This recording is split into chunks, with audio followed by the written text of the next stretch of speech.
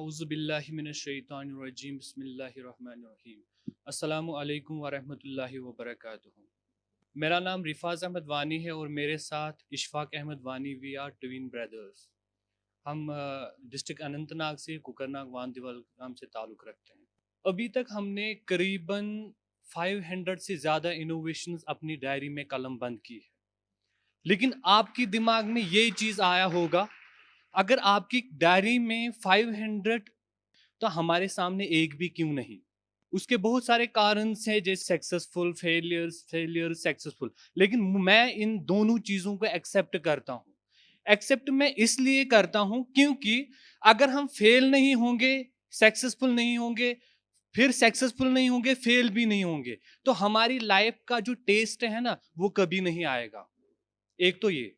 दूसरी बात, हमारी जो लाइफ है ना, अल्लाह ताला ने हम लोगों को मतलब अलग अलग वेज पे, अलग अलग स्ट्रक्चर पे कंसर्न किया है। जैसे मैं जो काम कर रहा हूँ, मैंने बीटेक किया ऑटोमेशन एंड रोबोटिक्स में। जब मैंने अपनी फैमिली को या मेरे अपने दोस्तों को मैंने बताया कि मैं ऑटोमेशन एंड रोबोटिक्स इंजीनियरिंग करूंगा, तो उन्होंने बोला क्या करोगे फ्यूचर में? सिविल इंजीनियरिंग ले लो, सिविल में करो, आप देखो आप कहाँ तक पहुंच जाओगे। मैंने खुद से सोचा कि मुझे क्या करना है।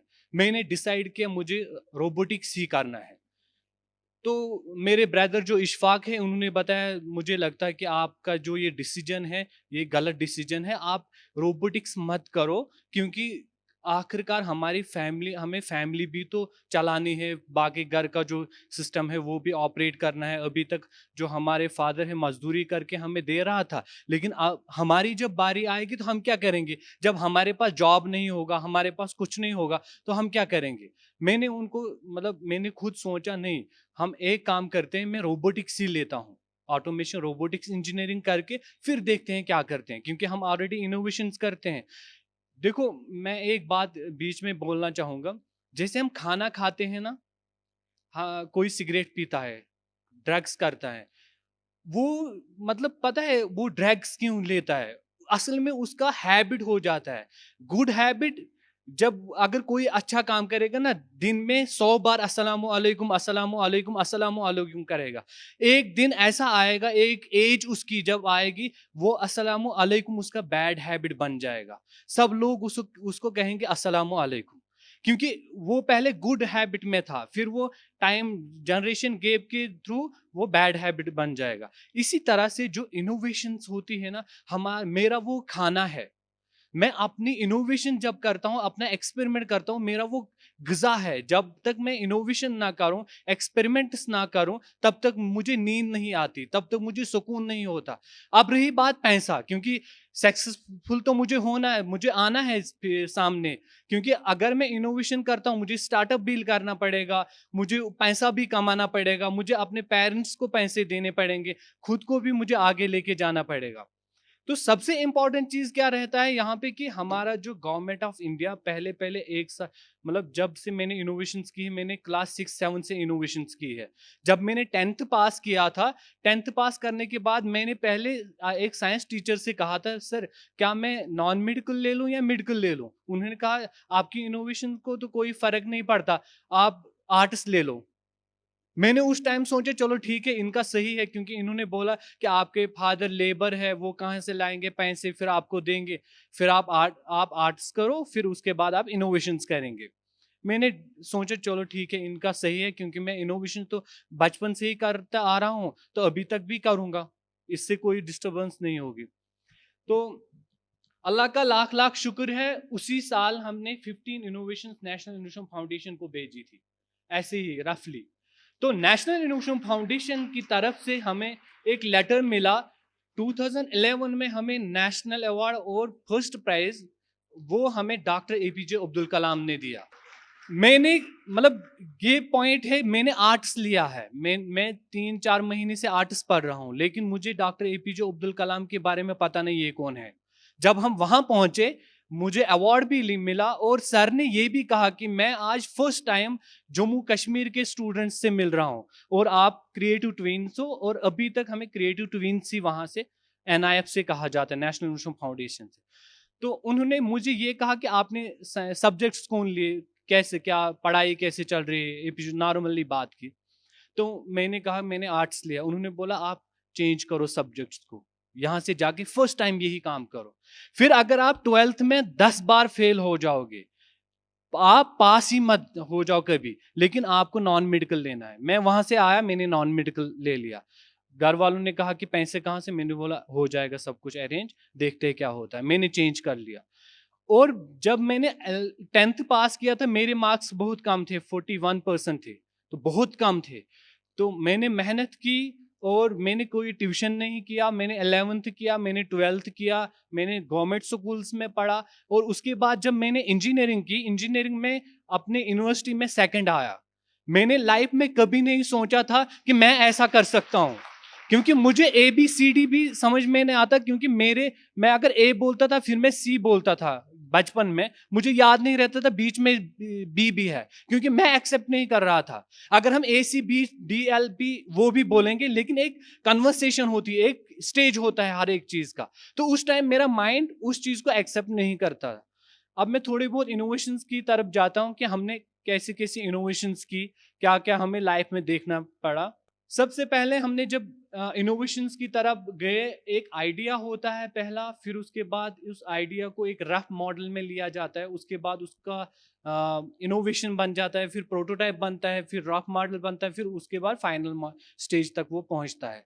लेकिन बात ये है, क्योंकि जब मुझे पता ही नहीं कि मैं इनोवेशन कर रहा हूँ, मेरे पास ये आइडिया है, क्योंकि बचपन में मुझे पता ही नहीं था मेरा ये इनोवेशन है। क्योंकि हम क्या करते थे, हम कहीं पे प्रॉब्लम देखते थे, उसका सोल्यूशन ढूंढते थे। जब उसका सोल्यूशन ढूंढते थे वही एक इनोवेशन होती थी, लेकिन हम लोगों को नहीं पता था कि ये एक इनोवेशन है। तो इस तरह से यहाँ पे ज्ञान सेल था कश्मीर यूनिवर्सिटी में, प्रोफेसर GM भट्ट थे वहाँ पे। तो वो बहुत ज़्यादा सपोर्ट करते थे इनोवेटर्स को, यहाँ के जम्मू कश्मीर के इनोवेटर्स को, ग्रास रूट इनोवेटर्स को। और अगर हम आज की डेट पे जाएंगे, मतलब अभी तक बहुत सारी इनोवेशन, 36 इनोवेशन बहुत सारी होती है, प्रैक्टिकली उन चीज़ों को करना, फिर उसमें सक्सेस हासिल करना बहुत ज़्यादा चैलेंजेबल होता है। तो अब हम अभी के स्टेज पे जाते हैं कि आज क्या होता है। उस टाइम हम 3,000 रुपये लेके बहुत खुश हो जाते थे कि मुझे 3,000 रुपया मिला, मैं इस इनोवेशन, इन 3,000 से बहुत कुछ बना सकता हूँ, बहुत सारी इनोवेशन। क्योंकि जब हमें ईदी देते थे ना घर वाले, हम वो कपड़े खरीदने के लिए नहीं खर्च करते थे, खाना खाने के लिए खर्च नहीं करते थे, हम वो अपनी इनोवेशन की, क्योंकि हमारा जो खाना था वो इनोवेशन थी। मुझे याद आ रहा है, हमने एक इनोवेशन बनाई थी, स्पेस राइटिंग पेन। क्योंकि अभी जो स्पेस राइटिंग पेन है वो 2.5 मिलियन कलोर में आ जाता है इंडिया में, लेकिन उसका जो वेटेज है बहुत ज्यादा, 1 किलो ले जाने के लिए स्पेस पे हमें बहुत ज्यादा पैसा खर्च करना पड़ता है। लेकिन हमने क्या किया, हमने 4 फोर्सेस हमने पढ़े, रीड किए, एक gravitational force, magnetic force, nuclear force और इलेक्ट्रिकल फोर्स। इन 3-4 चीजों को हमने पढ़ा। मैं उस टाइम 9th में पढ़ रहा था, 9th 10th में। मुझे मतलब कोई नॉलेज नहीं थी फिजिक्स की, तब मैं ये चीजें पढ़ रहा था। और थैंक यू अल्लाह ताला का, पहले लाख लाख शुक्र, उसके बाद APJ अब्दुल कलाम सर का।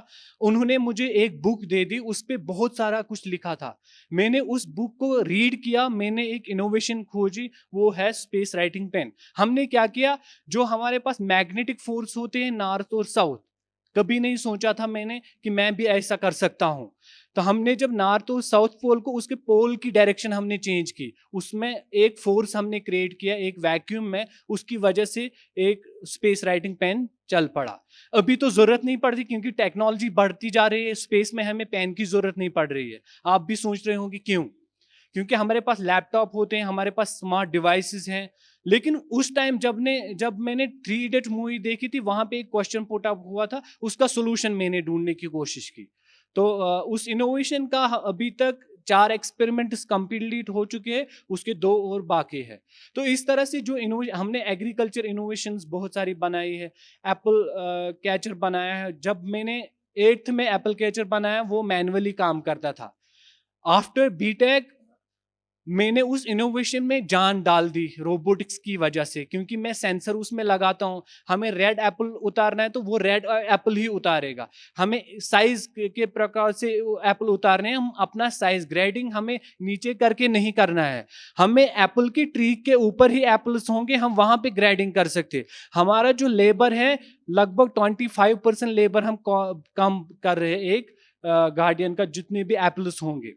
तो इस तरह से हमने अभी तक 36 इनोवेशन की है। और अभी तक पिछले साल एक कंपटीशन हुआ था स्टार्टअप इंडिया में, उसमें लगभग 18,000 के करीबन एप्लीकेशंस गई थी। तो उस टाइम हम दोनों भाइयों ने 2 इनोवेशंस वहां पे भेजी थी। तो पहले इशफाक ने बोला कि नहीं आप ऐसा मत करो क्योंकि ये हो नहीं पाएगा, बहुत मुश्किल है। मैंने बोला नहीं हम कर सकते हैं। तो हमने एप्लीकेशन सबमिट किए, 18,000 करीबन वहां पे एप्लीकेशन सबमिट हुई थी। तो फाइनली 50 इनोवेशंस उसमें शॉर्ट लिस्ट हुए और उन 50 में हम दोनों भाई थे। हम बहुत खुश हुए उस टाइम।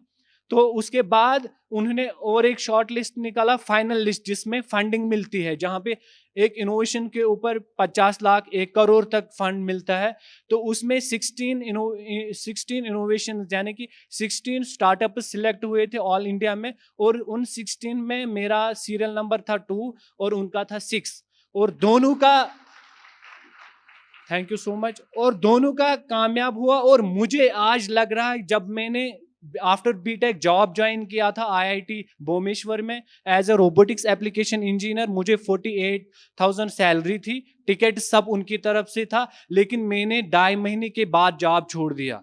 सब लोगों ने मुझे कहा आप बेवकूफ हो, आपने ऐसा क्यों किया, आपको नहीं करना चाहिए था। लेकिन पैशन जो होता है, अभी सर ने भी बोला, जो पैशन होता है ना, उसमें जितना भी आपको मिलेगा ना, आप उसमें बहुत अच्छे से खुश होते हो। आपको किसी को बोलने की जरूरत, किसी को मांगने की जरूरत नहीं पड़ रही है, आपको बिन मांगे मिल जाता है। जब आप अल्लाह को मांगते हैं, अल्लाह के सामने झुकते हैं, तो एक ब्रिज की तरह लोग आपके सामने आ जाते हैं आपको हेल्प करने के लिए। लेकिन आप अगर हार्ड वर्कर होंगे, अदरवाइज अगर आप नहीं करेंगे तो फिर मुश्किल है।